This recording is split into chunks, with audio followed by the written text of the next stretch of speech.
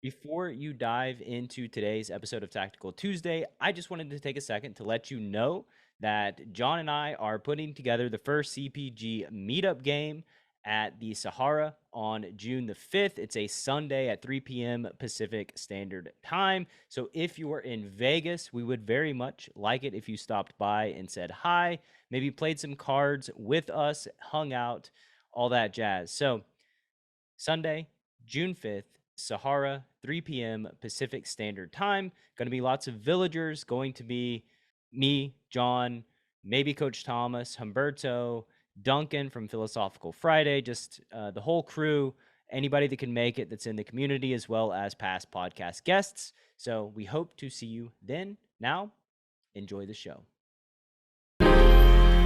Poker's legendary champions, next generation stars, and tireless ambassadors of the game, sharing their wisdom and guiding your journey to high achievement on the green felt. This is Tactical Tuesday on Chasing Poker Greatness with your hosts, Brad Wilson and Jon Chai.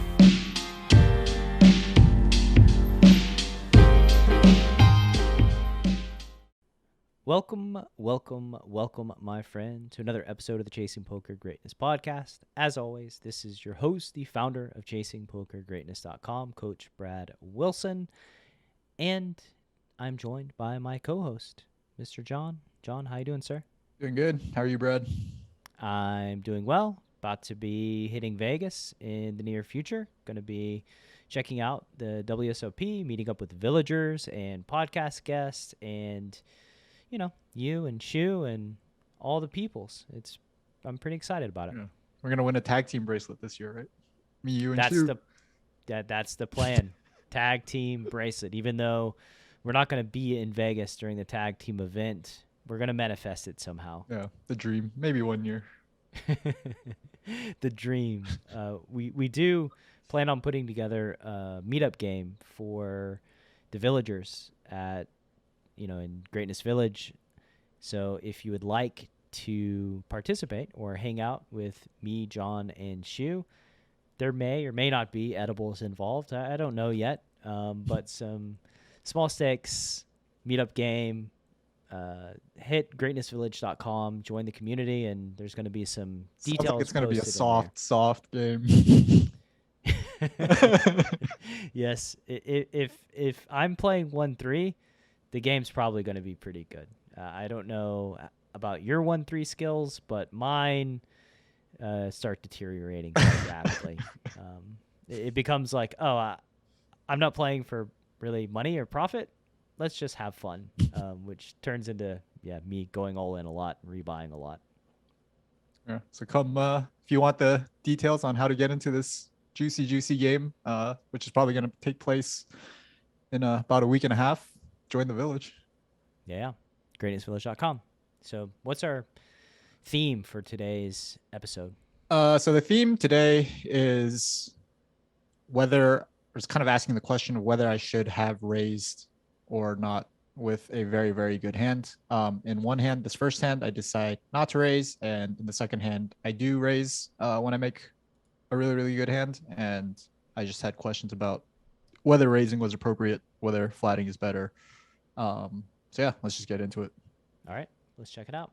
So the first hand looks to be played at 500 no limit. I'm not sure if it was zone or regular speed. This one was reg speed because I remember the button being a reg.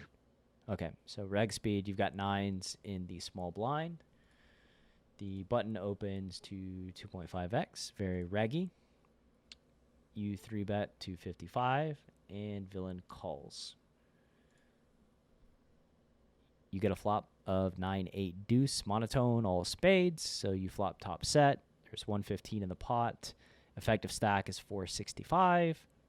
So tell me about this first decision point.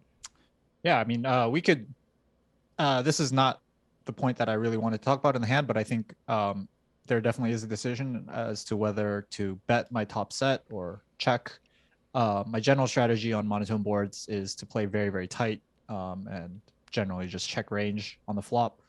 That being said, I think nines is like a hand that nothing terrible can really happen. We have top set. We have a hand that can improve versus the flush. We don't mind getting all the money in on the flop or on later streets. So putting in money now is fine. I think one of the benefits of checking a hand this strong is, especially versus a reg, is just having a more protected checking range, having hands that can either check raise for value after checking as a pre-flop three better, or call down if the button does decide to put all the money in. Yeah, it's really nice having boats in your check call range when the board pairs on the turn or river. Also, like splitting your range here, maybe tough to manage. I would say like there is some benefit to betting the flop, which would be that you can ensure the money gets in over three streets. When you seed initiative, villain can check back, they can bet the flop, they can check back the turn. So, they're just in more control as to whether or not all the money goes in, and you have a hand where you would prefer if the money went in. So, yeah, that would be the merit to betting, but I'm down with checking. I think checking is probably my preferred way to go on this board. Yep. So that is what I do. Generally just going to be playing, again, like I said, pretty tight on monotone boards. I check, and the button bets about a third pot, bets 33.90 into the 115 in the middle. I think, again, this is where I really had the question of, is it better to raise or call and have like a really nice hand, or just protect my call down range and just have a really nice hand that can very easily call all three streets for all the money? Yeah, I think it's a bit of, again, more competing incentives, right? I think like on the one hand, you could check raise. If you did check raise, we're relying on villain to like have a hand here to be able to put the money in and go broke, which I do think they would bet the flop with like, queen 10, right? Queen 10 of diamonds or queen jack of clubs, right? So like basically overcards with gut shots that have very little equity against our exact hand. They could also bluff on four flush runouts, because I would imagine that their perception would be that we're going to check raise a lot when we have like the ace of spades, king of hearts, or something like that, right? So basically calling just gives them room to put more money in with weaker hands, whereas raising makes it to where they need to have something, right? And I'm not exactly sure what that something would be on this board. A set of eights, a set of deuces. They need to have like ace queen with the ace of spades themselves, something like that. I doubt they're just happy to get it in with like even ace queen with the queen of spades, because that hand could be dominated by ace king with the ace of spades. So actually, the more I think about this spot, the more I just am really leaning towards calling and not raising. Right. So basically what you're saying here is if I check raised and somehow all the money got in, for me to be ahead, it would have to be a massive cooler on the flop, like a set over set situation. Maybe like ace queen with ace of spades doesn't even bet the flop, at full frequency. Maybe that hand checks back, hoping to realize equity and not get check raised. But on the flip side, I think ace queen with like the ace of spades probably is just going to barrel off. Probably just going to bet the flop, bet the turn, jam river when they don't improve. Yeah, that's something that I didn't mention in my thought process, was that we do give the button an option, the option to just bomb, whatever. Maybe they just go crazy with like not even a hand with equity. Maybe they just take king queen of diamonds and just rocket it off, thinking that my check call range can't handle playing for all the money. Yeah, so I'm a big fan of calling here and not raising. I think that just calling feels like the way to go. Wow, I've made it 2 streets and everything has been approved. I feel like that's now we're on the turn, the jack of diamonds.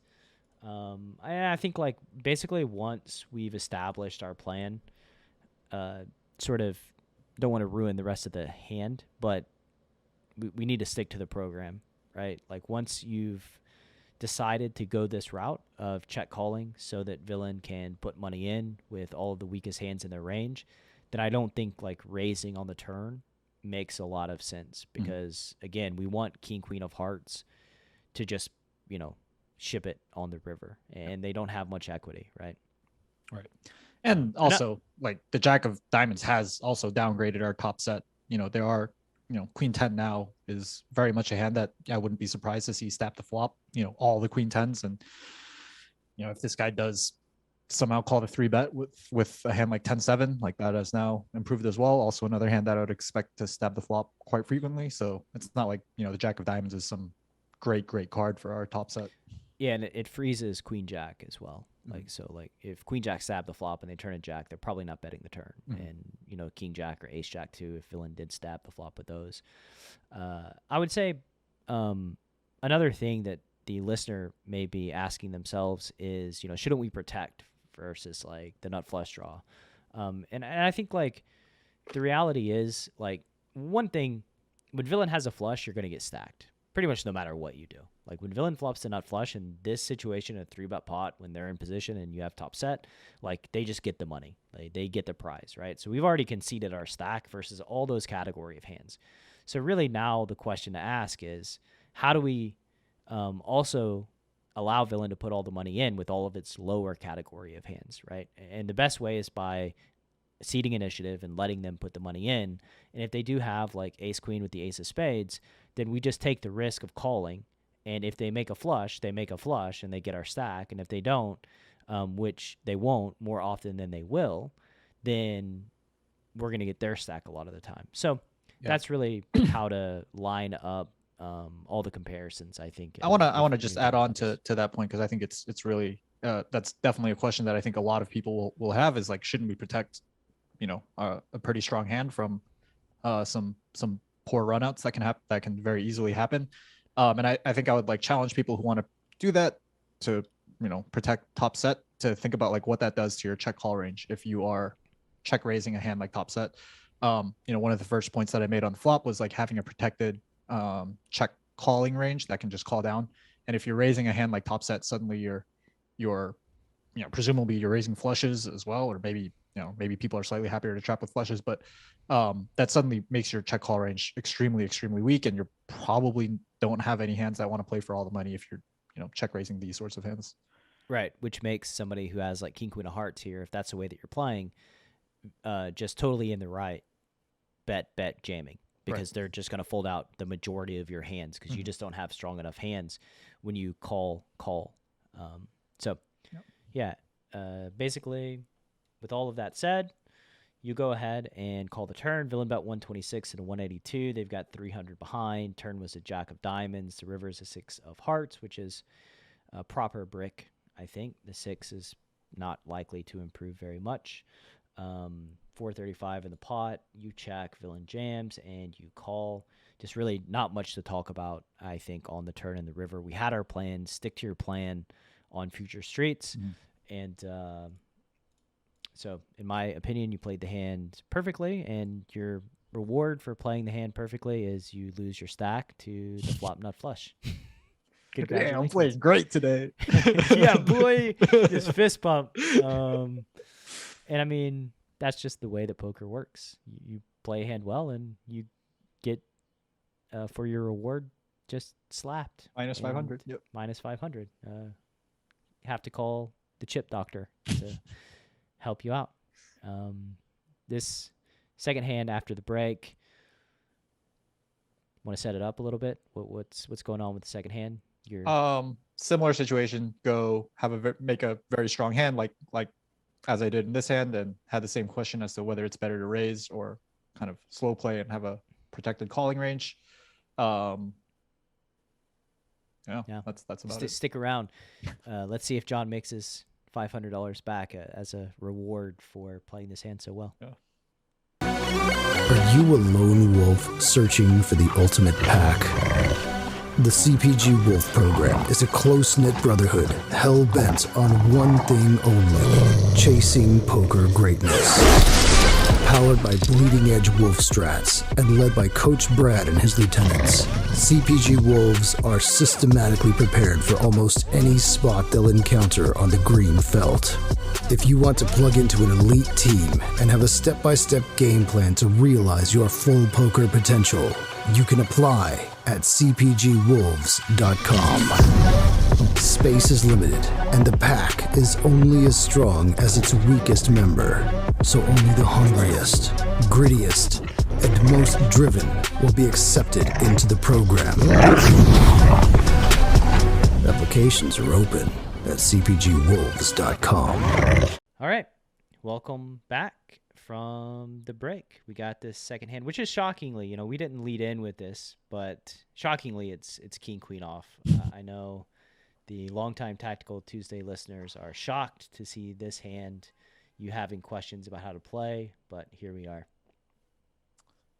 King queen off. One of these days, old friend. when are you just gonna learn how to play this hand well, and we can like? Hey, who knows how this hand turned out? Maybe I played this hand well. Yeah, that's true. This is your jacks. Yeah, yeah, my personal jacks, king queen off. Yeah, your personal jacks. I just 30 exit pre with this hand when I'm playing live, and yeah, I hate this hand. Yeah. King queen off, like I can't play it. Everyone's scratching their heads, like what? Listen to my podcast. You'll understand. Yeah. So you're playing 500 NL once again. I don't know if it's Zoom. I don't know if it's regular. This one looks like it's not Zoom, based on the replayer. All right, so regular today. Yeah.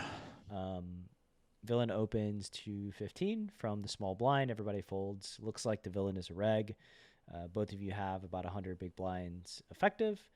I assume that you 3-bet to 45, and villain calls. So everything pretty standard up to this point. There's 90 in the pot.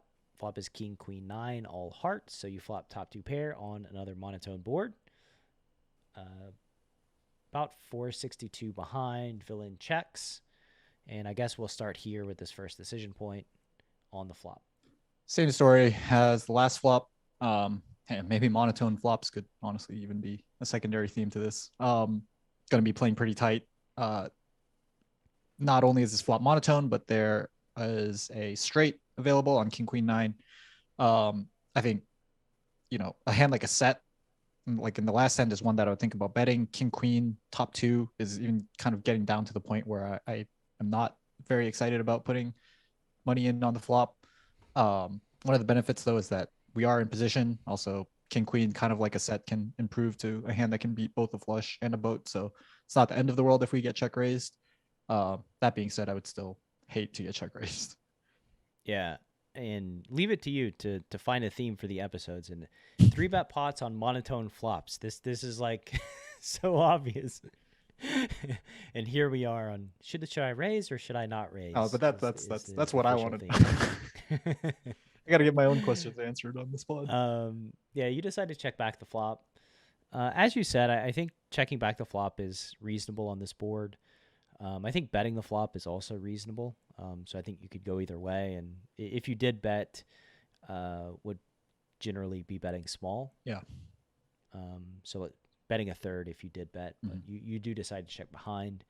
So we get to the turn. The turn is a card that we're okay. I wish I bet the flop. Putting money in. The queen of diamonds. So now you have a full house.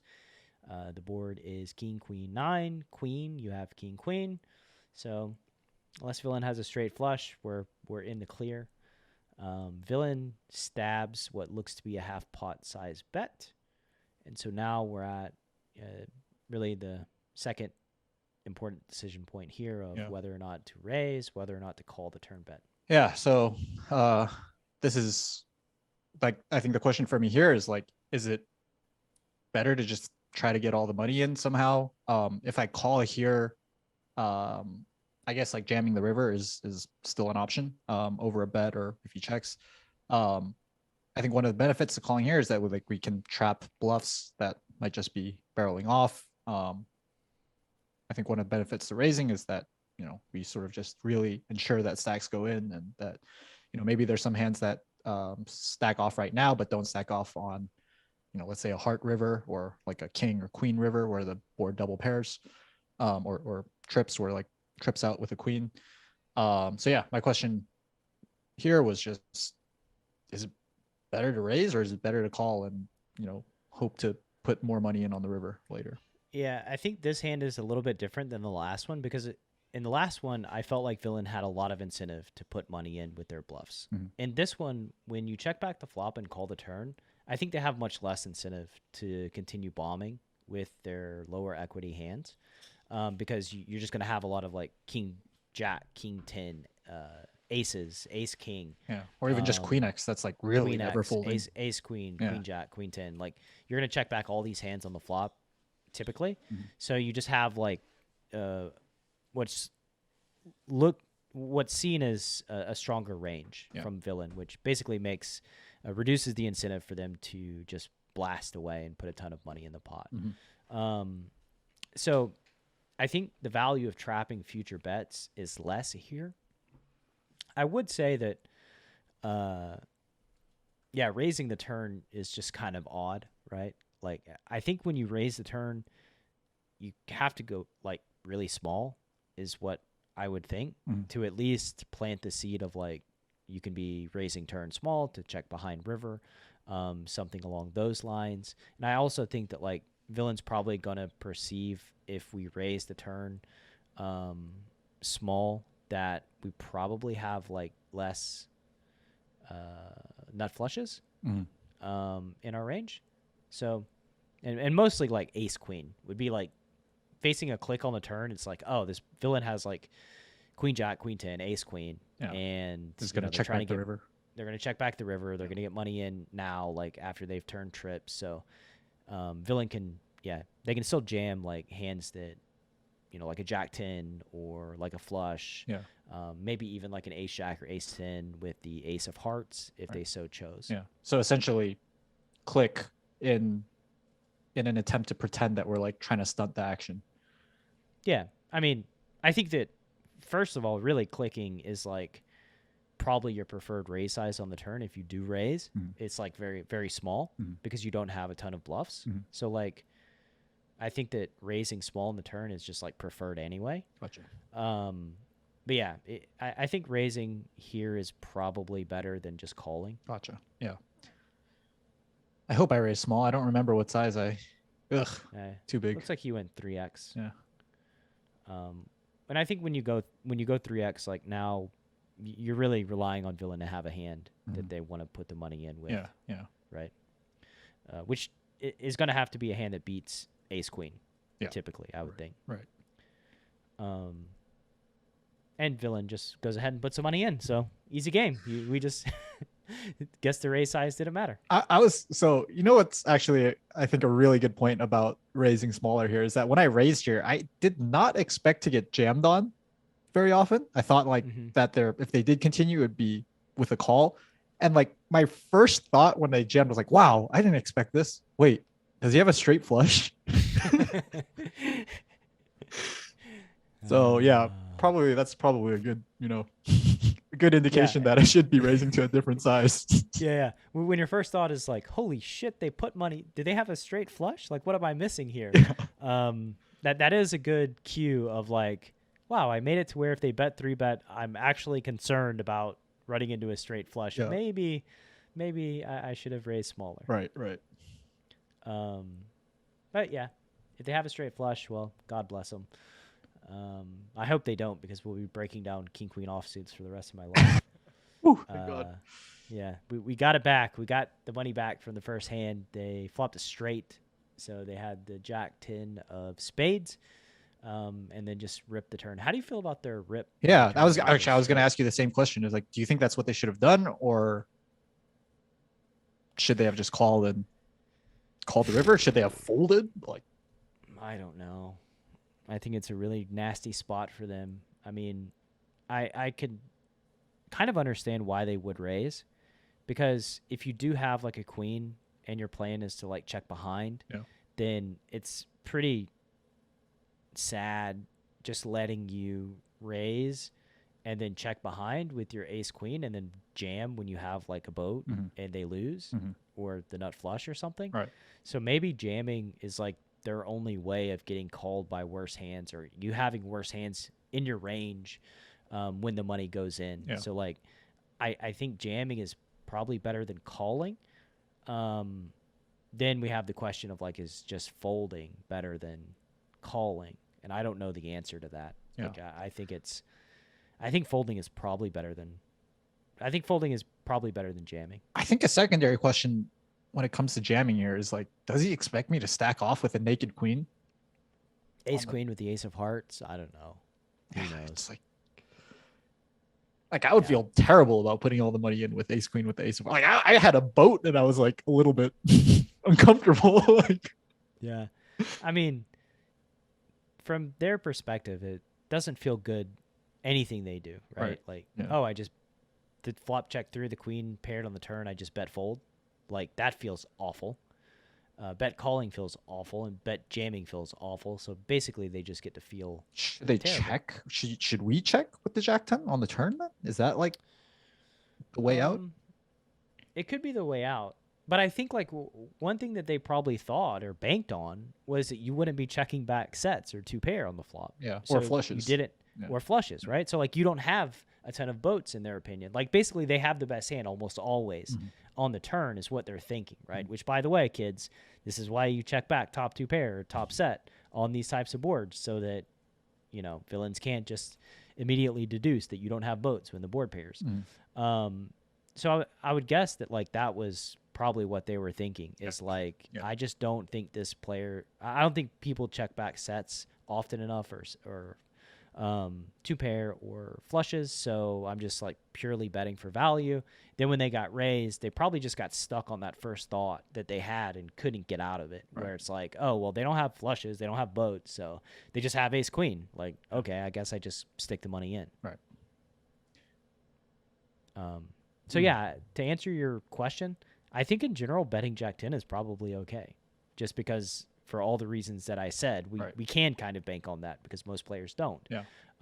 However, the more sophisticated opponents that you're playing against, I think it's wiser to, probably check the Jack 10. Right.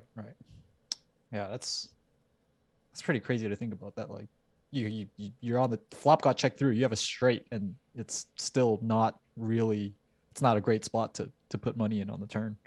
Yeah, the more value that the in-position player has in their range, the less you want to be putting money in with hands like straights when, you know, there's a flush available and now boats.